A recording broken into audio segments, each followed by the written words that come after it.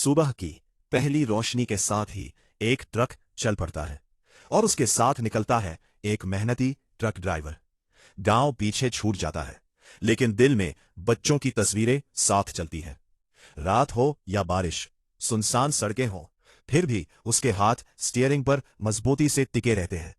एक ढाबे की चाय थकान को थोड़ा सा थाम लेती है, पर सफर अभी बाकी होता है।